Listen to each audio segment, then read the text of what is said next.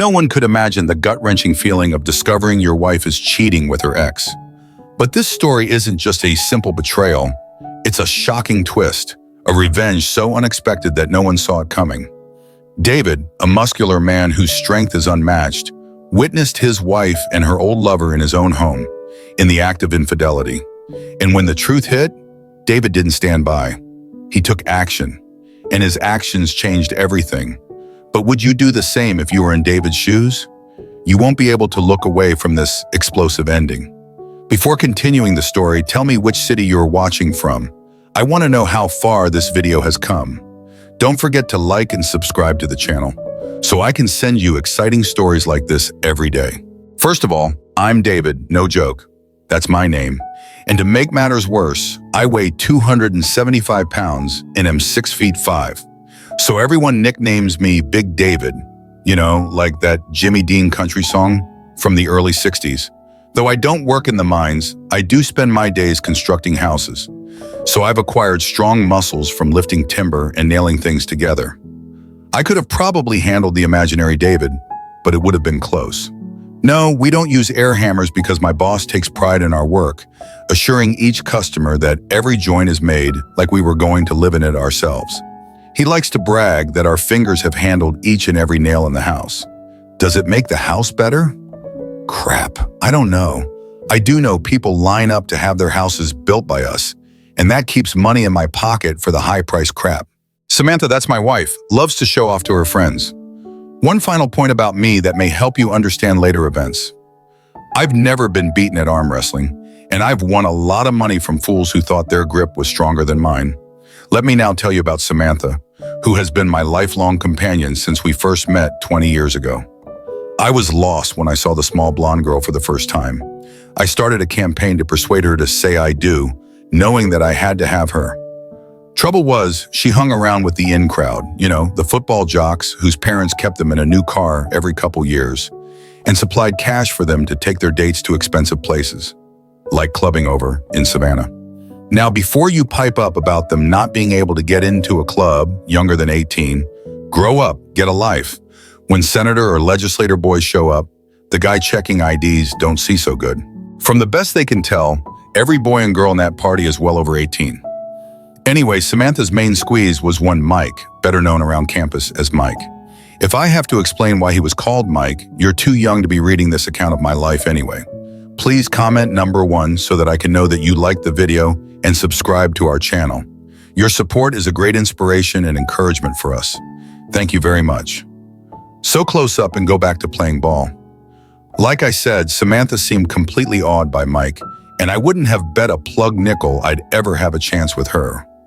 I didn't either until she had finished college and returned home to find only us working-class nerds still around. I vividly recall my initial encounter with her in Tony's pharmacy. She had recently graduated and started working at our neighborhood bank as an assistant manager. During her half-day off, she had stopped by Tony's, where there was still a soda fountain, to get a milkshake.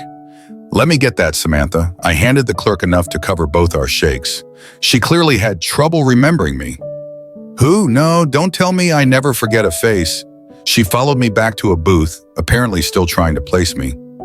I know you were in my class, and judging from your size, you must have played football, but I just can't. Don't worry about it. We never traveled in the same circles. And no, I didn't play football. Too busy studying at night and working after school to help Mom with the bills. David Turner, is it really you? Her face lit up like she was really glad to see me. You won't believe this, but up until our junior year, I had the biggest crush on you. Of course, at that age, I didn't dare let on. And besides, you hardly paid any attention to little old me. I didn't know what to say. I just stared at this Nicole Kidman lookalike, confessing she was once interested in me. I couldn't believe it, but seeing her ring finger bare, I wasn't dumb enough to miss this chance now. Maybe I could take you to the dance at the American Legion hut next Friday night. I thought I'd fall off the bench when she accepted. From that first dance, we were inseparable. And 9 months later, I married the most beautiful girl in the state. No, make that the nation, at least in my eyes. Our new home was situated just beyond the town boundaries, sandwiched between 10 acres of heavily forested terrain, and accessible only by driving across what appeared to be a wagon track from SC61. You wouldn't imagine a house existed back there if you didn't know it was there. Salespeople never disturbed us, and our 2 children and their dogs could run around freely without any worries at all. The only danger would be snakes, and as long as the German pointer was with them, no snake had better show his hide. Any other varmint, either 2 or 4-legged, would find himself on the business end of a pair of pearly sharp teeth belonging to Bruno, our black lab Rottweiler cross that would protect the kids with his life. Yes, sir, I had it all. A wife I dearly loved and who was crazy about me. A couple of kids anyone could be proud of. Between the 2 of us, money was no problem. And the one thing I had worried about when we first married, I'd finally been able to forget about. Yeah, I know I got you wondering, so I won't try to hide it any longer. You see, that old saw about telling how much a man's packing by looking at the size of his hands and feet is a bunch of shit. As I told you, I'm a big man, bigger than the usual guy, but my package is just normal. A shade over 6 inches with a glans of about 1.5 inches across. I haven't seen many others since I wasn't a jock or in service, but from what I could read, I was just about average. Maybe a little over, but not much. Please pause for 2 seconds. Please don't forget to like this video and subscribe to the channel. Your support is a great inspiration and encouragement for us. Thank you very much. For the first few years of our marriage, I'd concerned about how I measured up, so to speak, since I knew Samantha had dated a guy named Mike. She did her best, of course, to reassure me that I truly knew how to use the gifts God had given me, and I did read a lot of material on the subject of pleasing women. It's true that she has enjoyed practically every time we have shared a kiss. If not, she was a superior actress to Ms. Kidman, with whom she had a striking resemblance. Okay, now, you know I'm a big rugged guy, but I'm also kind-hearted to a fault. I have gotten into the habit of letting Samantha have just about anything she wanted, and if I happen to say no to some request, her tears always change my mind. I couldn't stand seeing a woman crepon. I guess that came from all the times I saw Mama crying. I'm obviously also an idiot when it comes to recognizing real love. I never had the slightest inkling Samantha was unsatisfied with our life. Not until that fateful night back in 2011. As usual, I intended to go out to Nick's bar with my buddies, where we'd spend the hours between knocking off time and midnight drinking beer, playing pool, and just shooting the shit in general. That's what I planned to do. That's what Samantha expected me to do, but it wasn't what I did. Instead, I got to think about that sweet woman I had waiting at home, and after only a little better than an hour, it was just getting dark. I told the gang bye and headed home. Now, I've already told you about the road leading to the front of our house, but I didn't mention the back road, the one that led by the barn and stables. It wasn't any better, but I usually took it so I could stop by and make sure the animals were taken care of. Since the kids were at the Grands for the weekend, I didn't know if Samantha would remember. I need not have worried. My little sweetheart had everything under control, so I parked at the barn and walked on to the house. Samantha always gets sore if I track dirt through the house, so we have a bench on the back porch where I take off my work boots and grab the bedroom slippers that were always waiting there for me. It was an early autumn night and Samantha had the windows up, trying to save on air conditioning costs. So the only thing separating me from our den was 10 feet of space and a screen wire. I could see what was happening in the den just as well as if I'd been sitting inside. But since I was sitting in the dark, no one inside could see me. I hadn't really looked inside until I heard a man's voice say, "You sure your husband isn't coming home anytime soon?" "Relax," Samantha answered. "David won't be back until Nick's closes at midnight. Until then, we have the place to ourselves and I'm yours to do with as you please." With those words, my world ended. Now some would think I'm a wimp or maybe crazy, and I won't argue either. But something I can't explain got a hold of me, and I found myself acting in a way I never dreamed I'd act. Like I said before, I'd read stories on the lid about husbands who watched their wives and got a kick out of it, but I never thought I'd be one of those. Well, I'm not exactly one of them. Usually those husbands get excited and jack off as they watch. All I did was silently cry like a baby as I watched my world go down the drain. Sure, I could have burst in and kicked Mike's ass and maybe beat up on Samantha a bit, but to what end? This was her old flame who was back in our lives, and I knew if I stopped it now, they'd just do it at another time, in another place. And that'd probably be a place where I couldn't get the cell phone pictures I'd need in the divorce. Samantha and Mike were sitting on the sofa facing me, so I had a perfect view as they kissed. I got some great shots of him getting intimate with my wife, and I can see the big one that gave him the nickname Mike. Really, I don't know how else to describe it. That bitch, I thought. She always refused to give me VJ, said it was nasty. I continued to watch and snap pictures of the act. Baby, you got me so hot, I just gotta plant this thing as deep as I can get it, he said. I managed to get a few good snapshots of it at various positions. At that point, I figured I had enough pictures and was about to leave them to their pleasures when Mike made the fatal mistake. Like many men, he just couldn't keep his mouth shut and accept what had been offered. Instead, he had to brag a bit. You said mine was the best rod you ever had. Did you mean it? Yeah, baby, I meant every word. That thing reaches places that haven't been experienced anything since high school. I could tell by his expression those words pleased him. What about Big David? His isn't as big as mine. Honey, not even close. Don't get me wrong, he does a good job. But there's a big difference between riding in a Volkswagen and a Corvette compared to you and him. Samantha got hold of a towel that she must have brought in earlier and gave herself a quick wash. You still good for round two? They started again. I was surprised that Samantha went along with him when he started trash talking about me and how I wasn't man enough to keep my woman. Rather than defend me, or at least not join in the insults, she started such BS as, no baby, my little wimpy husband can't measure like you. I could go into other remarks, but by that time I was seeing red, and I'm sure you can imagine the kind of crap I'm talking about. I finally had enough. I considered what to do, and all of a sudden it came to me. At last, things were going my way. I managed to slip up directly behind Mike without either noticing me. His nuts had a fascinating rhythm swinging to and fro. Just as she finished, Mike spoke. Here it comes, baby. Maybe you can get hubby to clean you when he gets home. Good idea, she replied. I leave it just like you. Hell, I'll bet he'll be so drunk, he'll probably not know the difference. At that time, my right hand was almost around that dangling nut sack, and my left hand was only inches from his thick head of hair. He was one of those men who like to strut around wearing their hair in a ponytail. What you want to bet, baby? I said, grasping his nuts and jerking his head back at the same time. The results were amazing. With a scream, Mike just passed out as I continued to squeeze and twist while pulling his head back as hard as I could. Samantha jumped up, tried to cover herself, and pleaded, Please don't hurt us, David. This ain't what it looks like. Well, what the hell is it, Samantha?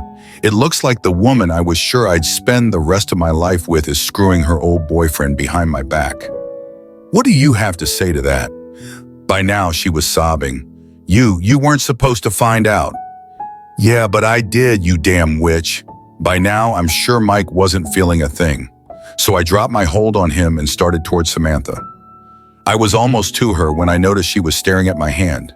That was the first time I realized I'd brought a fist full of his hair with me. I must have looks like an Apache warrior holding a freshly taken scalp. I threw it aside and reached for my wife. Her scream was one of pure terror, but she was too scared to run, as if she could have escaped anyway. I grabbed her, plopped down in my Easy Boy and pulling her across my lap. I should have done long ago now that I thought about it, because there had been lots of little signs that she was cheating. I was just a stupid husband in love and refused to believe my own eyes. Well, they say hindsight is 20/20, so who am I to argue? Love covers a multitude of sins, so I really didn't hurt her very much.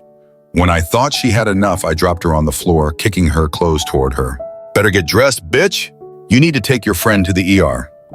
She complied without one word of backtalk, except to ask if I wasn't going to dress her lover before loading him in the car for her.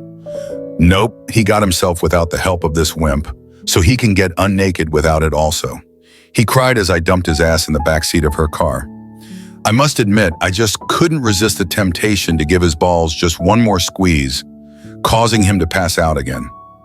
I doubt he felt the bumps on the drive to the hospital. When Samantha got in the car, he still wasn't making a sound. Your stuff will be on the porch when you get back. David, can't we get around this? Tears were running down her cheeks. This really meant nothing to me. It was just no string attached thing. I remained quiet. It may have been just a no string attached thing to her, and we might have been able to work something out if she hadn't bad-mouthed me while she was sleeping with her lover boy. But she did, and I'd be hearing those words echoing in my mind for years. She looked so lost I almost gave in. But like I read in the Reddit stories, any man who did that was a spineless wimp, and that just wasn't me. No, sir, not this boy. I'm sure she expected me to relent because of what she hit me with next. But I don't have anywhere to go. She was bawling so hard, it was hard to make out her words. Still, I stood as firm as Stonewall Jackson. She had one last card to play, and she did it while Lover lay in the back seat.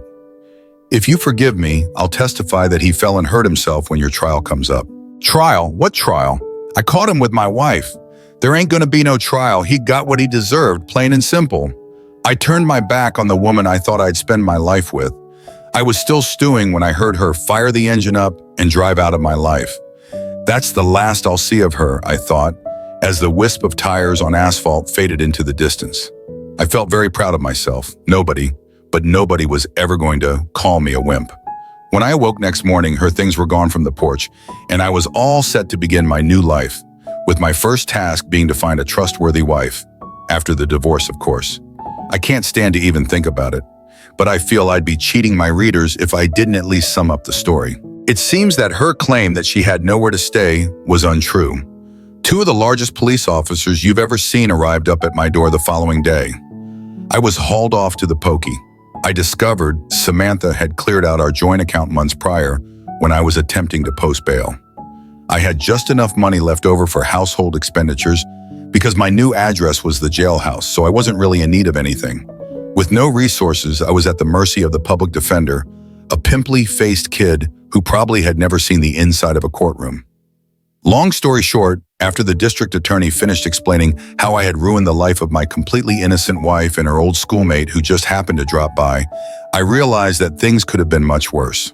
I was lucky to only get 3 years, which could be reduced to probation if I agreed to sign the house and land over to Samantha.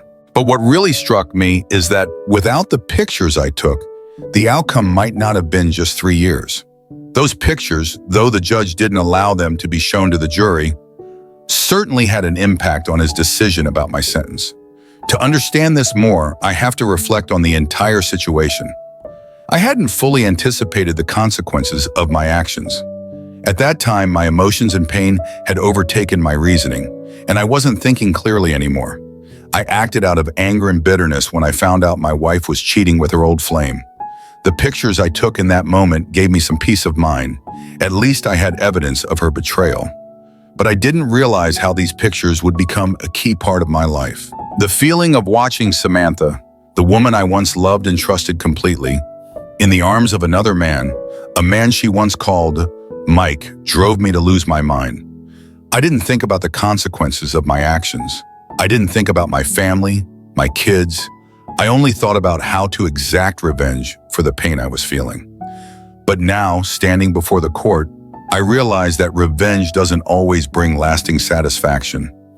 It only makes things more tangled and worse than they already were. At that moment, I sat back and reflected on everything. I started questioning whether I had acted too hastily in every decision I made. If I hadn't reacted so strongly, maybe things wouldn't have escalated this far. But now I can't go back. All I can do is face my choices and accept the consequences. As for the judge and prosecutor, they painted a very emotional picture of an innocent wife and an innocent old schoolmate. They portrayed me as a villain, the sole cause of all the chaos. They didn't talk about the pain I felt when I discovered the betrayal. They didn't talk about the hurt I experienced when I found out that the person I loved most had deceived me.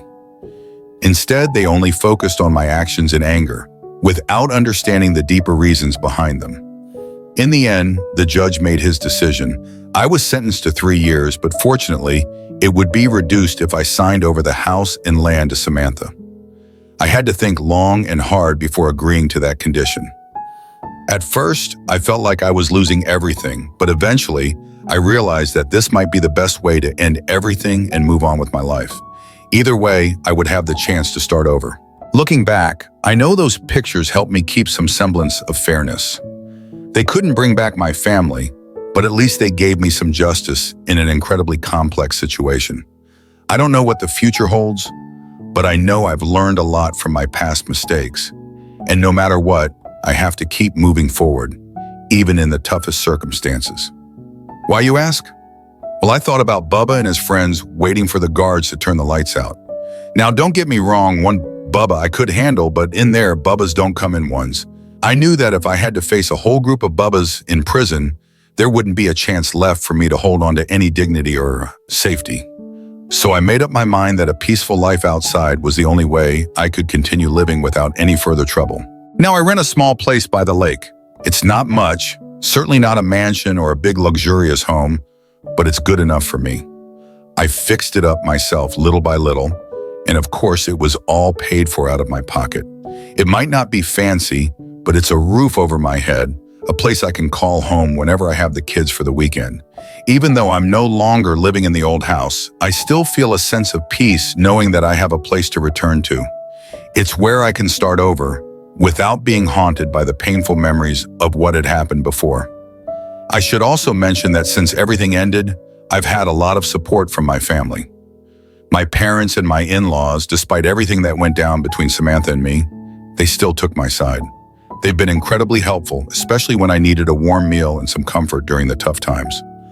I'm no stranger to the support of family, and even though things have changed, they're still there, standing beside me through the darkest moments. At the same time, there's still a part of me that finds it hard to forget the area around here. There are still sights, spaces I once knew, simple things that make it hard to completely shake off the past. I no longer live the frantic life I did before, but I haven't fully let go of everything that came before. The place I'm living in now might not be grand, but it gives me a sense of living, and that's something that matters to me. Life goes on, and I understand that I can start fresh, even though I can't forget the scars left behind. But I'm not one to shy away from hardship. I keep getting up, moving forward, and facing the challenges that lie ahead. In the end, what matters most is that I didn't give up, even though life has changed so much. And I truly believe that no matter how things turn out, I can start over again and find the life I deserve. David's story serves as a powerful lesson about betrayal, self-respect, and the tough decisions we face in emotionally charged moments. It shows us not only the pain and brutality that comes when a man discovers his wife's infidelity, but also the consequences that revenge-driven actions can bring. David, despite being a strong man, ultimately paid the price for his anger and actions, losing his wife, his family, and facing legal consequences for his decisions. From this story, we learn that in difficult situations, especially when deeply hurt, it's crucial to keep calm and think carefully about how to handle things. Quick decisions, although they might bring temporary satisfaction, can sometimes lead to far more serious consequences than we realize. The ultimate lesson here is clear. Revenge is never the right answer. When faced with betrayal, hurt, and anger, we mustn't let these emotions drive us down a wrong path. In moments of anger, take a step back, breathe deeply, and think carefully before acting. Rash decisions, fueled by temporary feelings, can change the course of your life forever. This story isn't just a cautionary tale about the consequences of revenge. It's a reminder that our reactions to pain, betrayal, and loss must be measured and thoughtful. In life, there are no easy answers, but what we choose to do in our darkest moments will define us. It's in those moments that we must stay true to our values, remember our integrity, and choose the high road no matter how hard it seems. If you found this story intriguing and want to explore more dramatic, emotional tales like this one, don't forget to hit that subscribe button on our YouTube channel. Become part of our community, where you'll experience captivating stories, valuable life lessons, and moments that will make you think. By subscribing, you'll never miss any of our upcoming videos. We promise to continue bringing you the kind of content that resonates with you, challenges your thoughts, and keeps you coming back for more. Thank you for watching, and we look forward to seeing you in our future videos.